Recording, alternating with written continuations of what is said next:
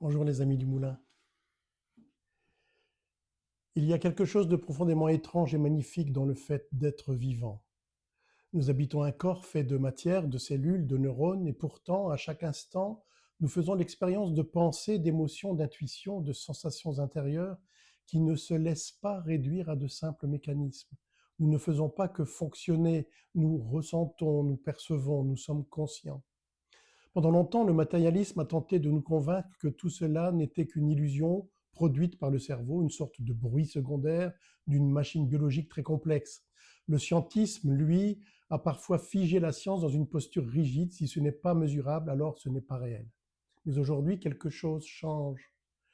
Les neurosciences nous montrent que le cerveau n'est pas un organe isolé, froid et déterministe. Il est plastique, vivant, influencé en permanence par notre histoire, notre environnement, nos relations et même par la manière dont nous portons attention à notre expérience intérieure, au sens que nous donnons à la vie. Ce que nous pensons, ce que nous ressentons, ce à quoi nous donnons du sens, façonne littéralement notre système nerveux, donc notre corps, donc notre santé. La conscience n'est plus un simple épiphénomène embarrassant, elle devient une dimension centrale de l'expérience humaine. Et lorsque l'on élargit encore le regard, la physique moderne, et en particulier la physique quantique, nous rappelle une vérité vertigineuse. Au niveau fondamental, la réalité n'est pas faite d'objets solides et séparés, mais de relations, de champs, de probabilités. L'observateur n'est jamais totalement extérieur à ce qu'il observe. Nous sommes en lien avec quelque chose de plus grand que nous. La médecine dite quantique, lorsqu'elle est comprise avec justesse et humilité, ne parle pas de miracle, mais de cohérence. Elle nous invite à considérer le corps comme un système d'informations, de rythmes, de signaux subtils, de vibrations et de fréquences, profondément liés à la conscience et à l'environnement. Elle nous rappelle que le vivant ne se répare pas seulement, il s'harmonise. Cette approche ne nie pas notre médecine classique. Au contraire, elle lui redonne une âme. Elle reconnaît que le corps porte une intelligence, que le système nerveux est un pont entre la matière et l'expérience intérieure, et que la guérison ne se joue pas uniquement au niveau des symptômes, mais aussi dans la qualité de présence, de relation et de sens que nous donnons à notre vie. La spiritualité ici n'est pas une fuite hors du corps, elle est une descente dans l'expérience vécue. C'est l'incarnation. C'est sentir que le souffle, la respiration apaise le cerveau, c'est amygdale.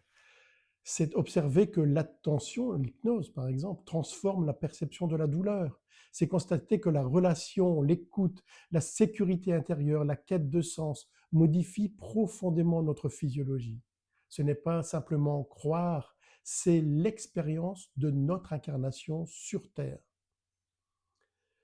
Peut-être sommes-nous à l'aube d'une science plus mature, une science qui n'oppose plus la matière et l'esprit, mais qui reconnaît leur continuité, une médecine qui soigne le corps sans oublier l'être, une connaissance qui ne cherche pas à tout contrôler, mais à comprendre, à accompagner, à respecter le mystère. Car être vivant, ce n'est pas seulement survivre, c'est habiter pleinement ce corps conscient dans un monde de relations avec une présence éveillée, vivre en conscience. Et peut-être que là, précisément, se trouve le véritable lieu de la guérison. Alors, je vous invite dans ce moment présent qui seul existe à entrer en méditation quelques minutes, à vous mettre à l'écoute de votre petite voix intérieure, de reconscientiser votre lien au plus grand que vous et en toute responsabilité de vous créer la vie la plus pertinente et joyeuse qui soit pour vous, une vie pleine de sens et de cohérence. Vous savez que vous pouvez venir expérimenter tout cela ici à l'Institut Pierre Lefebvre, Prana Vital. Je vous souhaite de vous créer le meilleur. Je vous embrasse. À bientôt.